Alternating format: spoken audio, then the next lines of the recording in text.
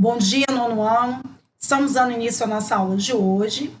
Nós vamos falar ainda sobre figuras de linguagem. Nós começamos a falar sobre esse assunto na segunda-feira e vamos dar continuidade agora, fazendo a correção de exercícios das páginas 34 a 36. As outras páginas que eu pedi que vocês fizessem, nós iremos corrigir na próxima live de segunda-feira. Mas nesse momento, eu gostaria que vocês voltassem o livro de atividades lá na página 31. Nós vamos dar uma pincelada aí novamente nas figuras de linguagem.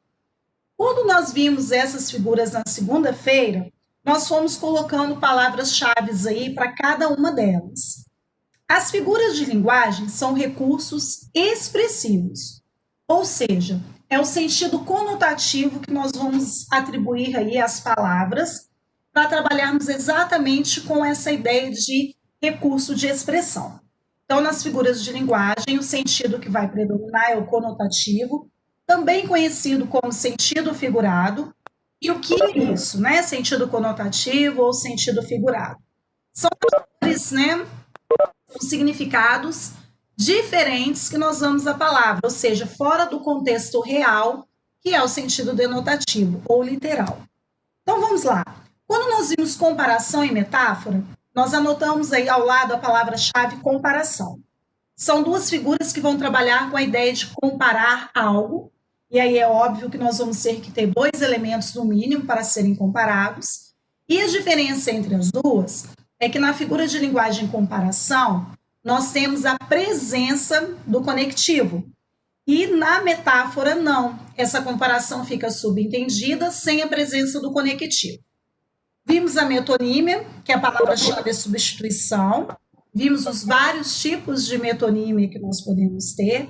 Então, nós temos aqui, por exemplo, o autor pela obra, continente pelo conteúdo, e os outros que nós já vimos.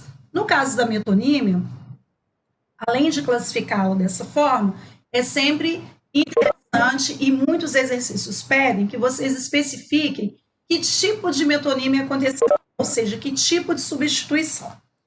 E no finalzinho da página 31, que eu quero que vocês façam uma anotação aí ao lado, personificação, nós vimos aí que é a atribuição de características a seres inanimados ou seres irracionais. Nós vamos colocar um outro nome aí também, que podem aparecer em alguns exercícios e que também tem o mesmo contexto e significado de personificação.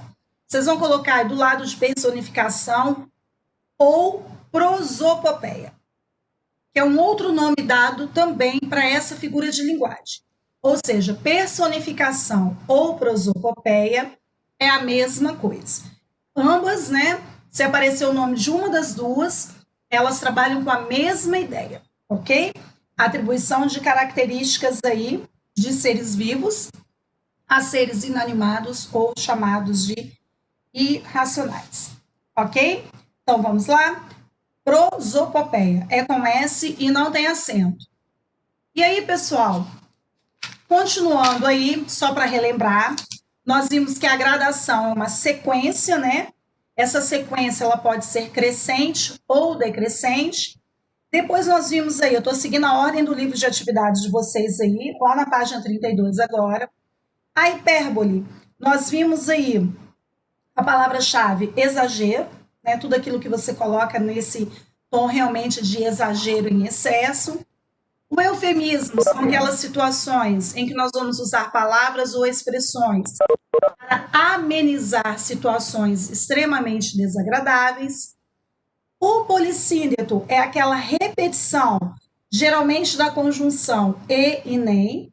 Então, o polissíndito é repetição de conjunção. A anáfora é a repetição de uma palavra ou de uma expressão, ok? No início de um contexto. E a antítese, né? São situações de sentido o quê? Contrário, como nós vimos lá. O pobre homem era rico em tristezas. Quais são as palavras aí de sentidos contrários? Pobre e rico. Aí na aula de segunda-feira, lá no finalzinho da página 33, ficou faltando o exercício de número 3, que perguntou assim: assinale as frases que apresentam a mesma figura de linguagem identificada no texto. Ou seja, quando nós trabalhamos o exercício 2, nós colocamos lá que a figura de linguagem presente no contexto era a metáfora. Relembrando, então, o conceito de metáfora. Comparação subentendida sem a presença de quê? De conjunção. Então, no número 3, o gabarito são das letras B e E. São as duas letras que possuem metáfora presentes aí. A vida é uma festa, eu trabalho com a ideia de comparação subentendida sem o conectivo presente. A criança era a luz que brilhava naquela família, também a ideia de comparação sem a presença de conectivo. Então, cuidado aí, que vocês têm que lembrar exatamente. Por exemplo, a letra D, ele ficou branco ou cera. Temos comparação presente aí. Porém, olha o como aparecendo no contexto. Então, eu tenho o conectivo, eu tenho a conjunção. Então, nesse caso, a letra D é a figura chamada de comparação. Por isso que a letra D não entra no gabarito, ok? Então, relembrando todos esses conceitos, nós vamos então continuar a correção que é lá na página 34. Nós vamos a uma sequência aí, fizemos até o número 3.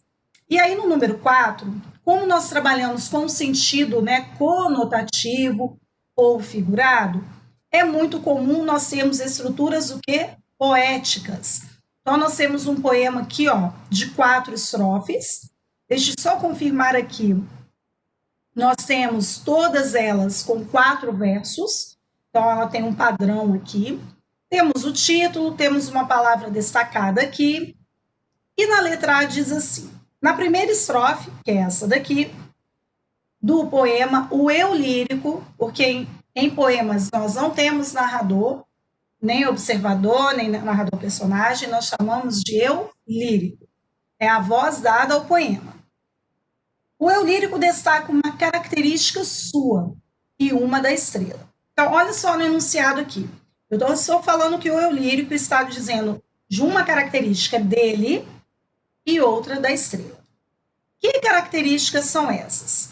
A estrela é solitária, brilha sozinha no céu, assim como o eu lírico, que tem uma alma vazia.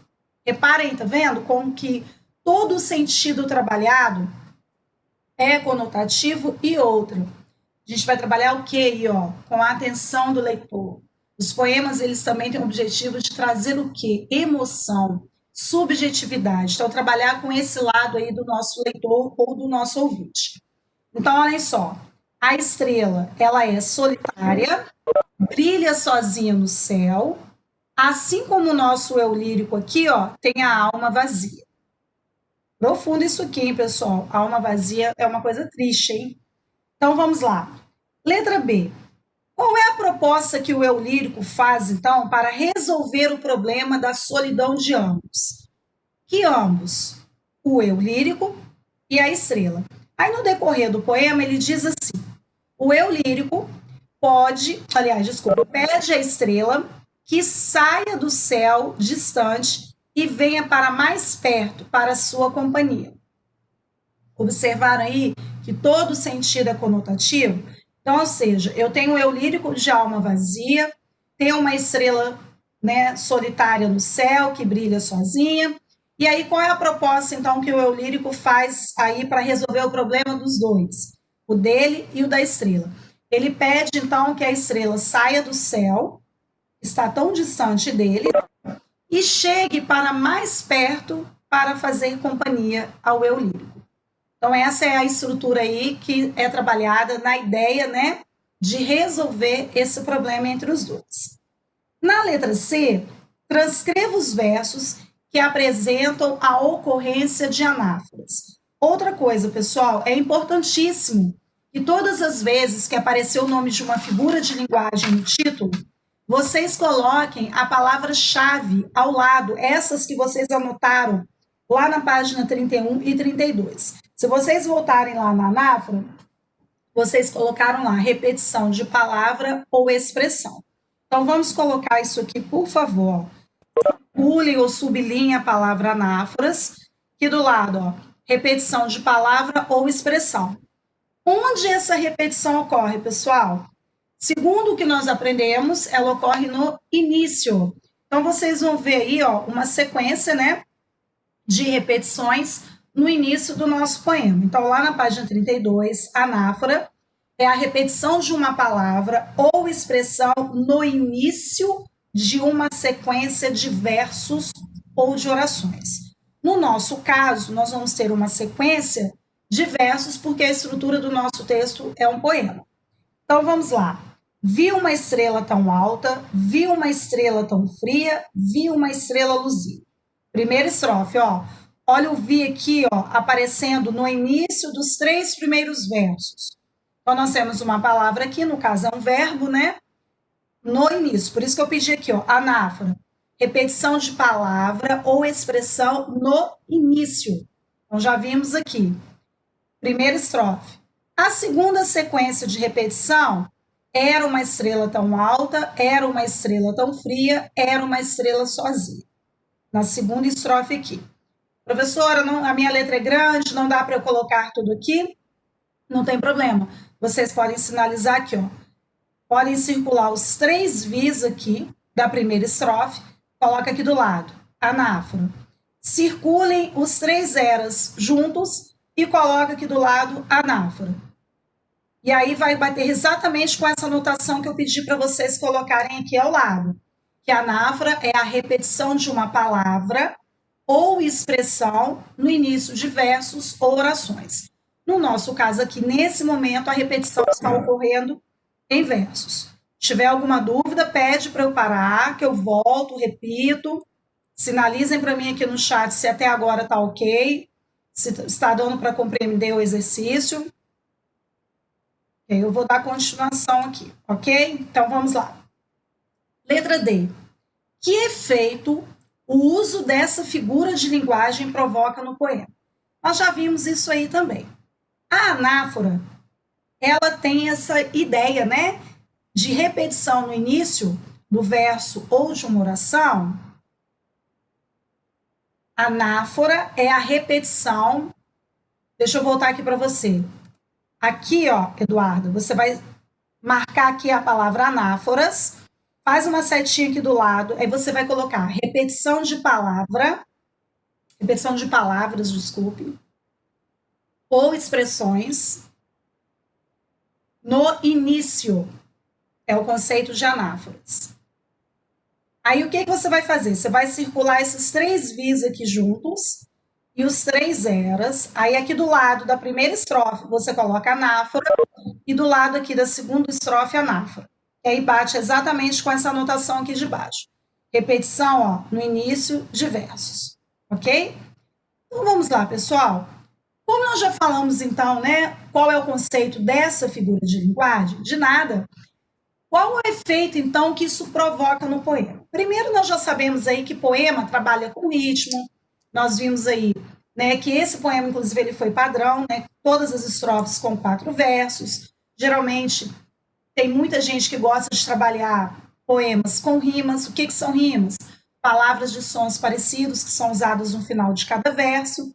E aí, qual é o efeito, então, que essa figura causa no poema? O uso de anáforas, como nós vimos ali, ela está relacionada, ó, à sonoridade. O que é sonoridade? Esse som, pois dá o quê? Ritmo, cadência ao poema, além de reforçar as ideias presentes nos versos. Porque a repetição é exatamente isso, reforçar a ideia de alguma coisa. Por exemplo, quando a mãe de vocês diz assim pela primeira vez, meu filho vai estudar, ela lançou uma ideia ali. 10 minutos depois ela volta e vê você do mesmo jeito. Ela vai dizer o que? Meu filho vai estudar. Então ela vai falar isso 10 vezes, 500 vezes, 1000 vezes, como todas as mães. Acabei de usar aí, ó, uma outra figura de linguagem chamada de quê? Hipérbole, figura de exagero. Então, quando nós fazemos aí repetição de algo, é porque nós estamos querendo reforçar algo importante. E é o caso da anáfora, então. Ela trabalha com essa repetição justamente para trazer sonoridade, ritmo, cadência, reparem que as 3 estão interligadas, e também reforçar as ideias presentes naquele contexto ali. No nosso caso, foi usado aqui no final a palavra versos, porque a nossa estrutura é um poema. Qual é a outra figura de linguagem? Lembrando, pessoal, que vocês têm, dependendo do tipo de contexto analisado, vocês podem ter várias figuras de linguagem sendo utilizadas aí. Qual é a outra figura de linguagem relacionada à estrela? Transcreva os versos em que ela ocorre. Então, ele já disse aqui, ó, que há mais de um verso com essa figura de linguagem, que no caso não é a anáfora que nós já identificamos. É a personificação ou prosopopeia, que foi o outro nome que vocês acabaram de anotar. O que significa uma personificação ou prosopopeia? É a atribuição de características humanas. Essas características humanas foram atribuídas a quem? A nossa estrela. Então, a nossa figura é personificação ou prosopopeia, atribui à estrela uma característica de ser humano. Olha o uso aqui do acento grave, nós temos uma crase aqui. E onde essa personificação foi encontrada no poema? Onde diz assim: e ouvia na sombra funda, responder que assim fazia. Então, estrela não ouve, estrela não responde. Professor, eu preciso colocar os dois? Sim, transcreva os versos.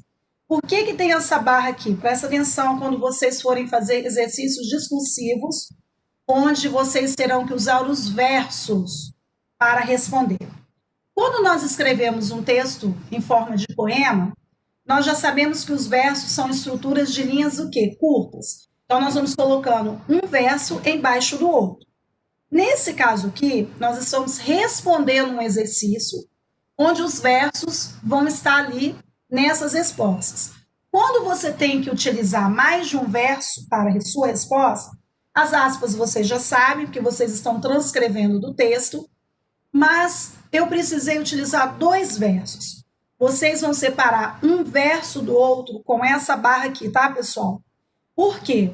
Não tem como, num exercício discursivo, você colocar um verso embaixo do outro, como você faz quando está escrevendo um poema. Então, fica a dica aí. Vou usar versos na minha resposta. Tenho de dois para mais, ou no mínimo dois. De um verso para o outro, vocês irão colocar uma barra separando, ok? E coloca as aspas no final do último verso que estiver dentro ali da estrutura da resposta, certo? Então, essa barra aqui é utilizada justamente com essa funcionalidade, porque nós estamos transcrevendo versos.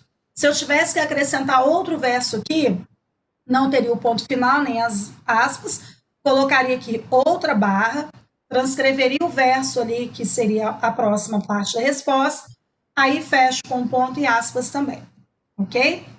Então, vamos lá. No exercício 5, nós temos uma tirinha, inclusive na avaliação trimestral de vocês, tem algumas tirinhas lá, trabalhando com a questão de gramática. Eu sempre falo com vocês que são contextos muito explorados aí em concursos. Aí vocês precisam fazer a leitura não verbal, que são as imagens, analisar a linguagem verbal, que vocês já sabem que uma está ligada à outra. E aqui nós temos, ó, as promessas de campanha deles são que nem lixo, descartadas e recicladas. Lógico que aqui nós temos uma tirinha que traz aqui o quê? Algo para você se ligar aí, uma crítica, né, às situações políticas. Inclusive, nós estamos vivenciando nesse momento no país aí, com segundo turno no nosso estado, por exemplo, para prefeitos. Então, nós temos aqui, ó, toda uma crítica voltada para o tema política, e na letra A diz assim: procure no dicionário os significados das palavras descartar e reciclar. Então, aqui, pessoal, como pediu o dicionário, nós vamos estar trabalhando com sentido literal ou sentido denotativo. Então, vamos lá. O descartar, segundo o Aurélio, pode ser rejeitar, não levar em conta, jogar fora após o uso. Nossa, professora, precisa colocar os três? Aí vai uma dica. Lembra que eu falei para vocês lá no início do ano que na prova do IFES sempre tem questões onde eles pedem que vocês analisem outras palavras que poderiam substituir uma palavra mencionada no texto de referência sem alteração de significado. Por que então foram colocados esses três sentidos aqui?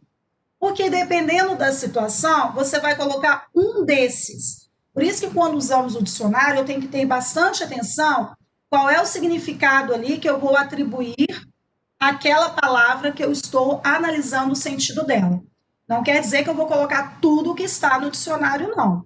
Então, prestando atenção bastante nisso daí. Então, ele pediu os significados. Então, ele pediu tudo relacionado a essa palavra.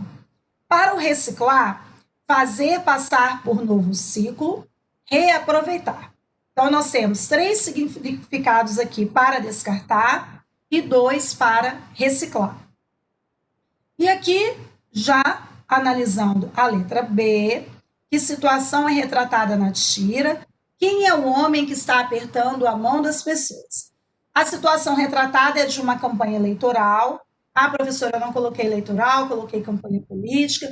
Mas aqui no caso, né, pessoal, esse tipo de situação aqui ocorre exatamente em campanhas eleitorais, quando alguém quer ser eleito para um cargo, como no caso aqui o Brasil acabou de passar pelos cargos de vereador e de prefeito. Quem é um homem que está apertando a mão das pessoas? Não vejo nenhuma dificuldade nessa interpretação aqui. É o candidato, claro, e essas pessoas aqui que estão ao redor dele, prováveis eleitores. Então, nós temos aqui a situação retratada de campanha eleitoral. O nosso amigo aqui, bonitinho, de terno, é o nosso candidato, e as pessoas a quem ele está cumprimentando são os prováveis eleitores. O que é prováveis não quer dizer que eles irão votar nessa pessoa, ok? Dá uma checada aí, se estiver tudo ok, vocês sinalizem aí com certo. E não esqueçam que na letra A do exercício 5, todos os significados das duas palavras precisam ser colocados, ok? Ele não perguntou qual é o sentido trabalhado no contexto. Ele pediu o sentido das palavras de acordo com o dicionário. Então, vamos lá. O tubarão é um animal conhecido por sua ferocidade. Eu pulei lá para a página 36, pessoal, porque eu não coloquei esse texto aí. Tá falando sobre o mergulho com tubarões. Inclusive, quando eu morei em Natal, eu estive lá nesse local, só que eu não mergulhei, né? Só fiquei olhando, observando, mas realmente é um aquário bem interessante. Tem horário certo lá que você pode fazer isso. É um passeio legal. Quem for para aquela área lá, quando puder, é uma atividade bem interessante. Quem gosta de aventura, saiu uma opção. Mas lembre-se, tá? Que você não é o alimento do tubarão, tá bom? O tubarão é um animal conhecido por sua ferocidade. Explique a afirmação do autor de que não é preciso ter medo do tubarão que vive no aquário Natal. Então, nós temos lá toda uma explicação por que é possível, naquele contexto, né, mergulhar, né, com esses tubarões. Primeiro, o tipo de tubarão, né, é o tubarão lixa, que nós sabemos aí que existem várias espécies. Então, o autor afirma que não é preciso ter medo do tubarão lixa, por se tratar de uma espécie amistosa e calma. É claro, gente, que para fazer um mergulho desse, por mais que essa espécie de tubarão, que é o lixa, é uma espécie amistosa e calma, eles não vão deixar esse tubarão meses, né, sem comer, meses também é um pouco de exagero, um pouco menos aí, e aí vão mandar alguém lá mergulhar. Aí, pelo amor de Deus, né? Esses tubarões, eles têm lá os horários de alimentação e tudo, por isso também que há essa possibilidade de mergulho. E não vão deixar lá, né, o animal lá morrendo de fome e depois você vai lá mergulhar. Com certeza, né? Você vai ser o prato dele, né, de refeição. Então, existe toda uma preparação para esse mergulho que eu tive a oportunidade de presenciar. Inclusive, eles são alimentados antes desses horários, né, de mergulho, justamente para ter, assim, qualquer problema já resolvido antes. Mas, como qualquer situação, a gente tem que aprender a respeitar a natureza. É um animal selvagem, é perigoso. Não, porque é uma espécie tranquila, calma, vou levar para casa, vou botar no aquário da minha casa ou lá na piscina da minha casa. Claro que não. O problema é que o ser humano ele confunde muitas coisas. As interpretações são equivocadas, então tá uma estrutura aí muito grande para que isso aconteça, tá? Então eu tive a oportunidade de ver e é assim que funciona. Qual é a figura de linguagem usada para se descrever a pele do tubarão. Lembrando, pessoal, que se vocês observarem aí, ó, eu estou aqui com o texto, ó, tá vendo? Olha a estrutura dele. Esse aqui é um texto em prosa, ele foi construído em parágrafos, diferente do texto anterior, que é o poema. Qual é a figura, então, que ele usou para descrever a pele do tubarão? E logo em seguida vocês tinham que transcrever o trecho em que ela ocorre. O trecho, afinal, é áspera como lixa. Então, aqui, o trecho é para descrever a pele do tubarão. Afinal, é áspera como lixa, por isso, tubarão lixa, entre aspas. O que ele faz aqui, ó? Áspera como uma lixa. Eu estou trabalhando dois elementos aqui de comparação. Então, a figura é, né? Ela apresenta uma comparação. Por que ele colocou aqui de modo explícito? Porque nós temos o como sendo utilizado. Então, a figura de linguagem aqui é a de comparação. A ideia, nós temos dois elementos comparativos, áspera e lixa. Ainda dentro do contexto de comparação, nós temos a presença da conjunção, ok? Então, ele coloca aqui, né, que é a aspereza de uma lixa, a da pele do tubarão. Professor, eu não coloquei tudo isso aqui. Eu coloquei o trecho, áspera como uma lixa, e ao lado eu disse que a figura utilizada é a de comparação, com a presença da conjunção como. Ok? Também a sua resposta. Tá? Isso aqui é só uma referência de gabarito, desde que fique claro qual foi a figura de linguagem utilizada e onde ela ocorreu. Em A Pele do Tubarão é uma lixa, a figura de linguagem é a mesma que é indicada no item C? Não. Agora nós temos uma metáfora. Ué, professora, mas a gente não acabou de falar aqui que tem uma comparação na letra D? Sim, mas nós temos duas figuras de linguagem com a ideia de comparação. A própria figura com o nome de comparação, ela tem o quê? Conjunção presente. Metáfora, também com a ideia de comparação trabalhada sem a presença da conjunção. Então, são duas situações diferentes. Por que duas situações? Cada figura tem o seu nome, mesmo trabalhando com a ideia de comparação. Então, repetindo, na letra C, a figura de linguagem é de comparação. Olha aqui, ó, a presença da conjunção como. E na letra D, a pele do tubarão é uma lixa. A ideia de comparação está subentendida, sem presença de conjunção. Portanto, então, nós temos a presença da metáfora. Em A Pele do Tubarão é áspera como uma lixa. Como se classifica sintaticamente a oração sublinhada? Então, agora, pessoal, reparem aqui que nós temos um conceito de orações subordinadas aparecendo aí. Se nós já sabemos que a ideia aqui é de comparação, eu estou trabalhando aqui a comparação da pele com a lixa, é obviamente que eu estou trabalhando com circunstâncias e não função sintática e nenhum adjetivo aí incutido para ser uma oração subordinada adjetiva. Para ela ser substantivo, ela tinha que ter função sintática, ou de sujeito, ou de predicativo, ou de objeto direto, indireto. Nós temos lá o aposto e nós temos a do sujeito, que é no caso das substantivas subjetivas. As adjetivas, nós não estamos trabalhando ali com nenhum critério de, como se diz, classificação para trazer características e sim circunstâncias. Então, nós temos uma oração subordinada adverbial comparativa. Outro conteúdo também que vai estar lá na avaliação trimestral de vocês, tá? Nós já fizemos exercícios separados aí, e lá na trimestral nós vamos dar uma pincelada em tudo, ok? Lembrem-se que esse adverbial aqui não pode ficar só a letra A, tá? Fazer aí aquela forma que vocês colocam de siglas, porque nós temos outras classificações, né, das adverbiais aqui, e nós temos adjetivo. Então, a adverbial precisa ser escrita, ok? Comparativo. Aí, aqui, nós temos de novo o texto. Eu coloquei o texto depois, pessoal. Deixa eu voltar aqui, ó. Letra A, desculpem, eu inverti a ordem.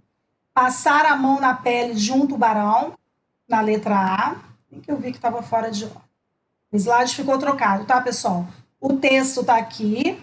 Letra A, passar a mão na pele de um tubarão. ok? Inclusive, aqui, ó, aqui na imagem tem, ó, no aquário é possível tocar e até mergulhar com os tubarões lixos.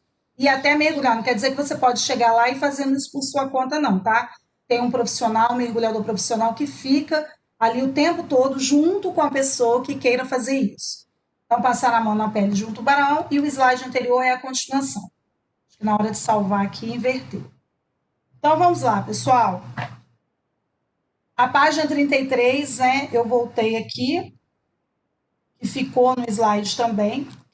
Então, nós finalizamos até a página 36. Na aula de segunda-feira, vocês ficaram aí para fazer até a 38. Então, as páginas 37 e 38 das figuras de linguagem, nós vamos terminar na segunda-feira, na próxima live, ok? Então, as duas páginas prontas para a próxima aula. Aí, nós finalizamos nesse momento aqui até a página, então, 36, ok? Sobre figuras de linguagem.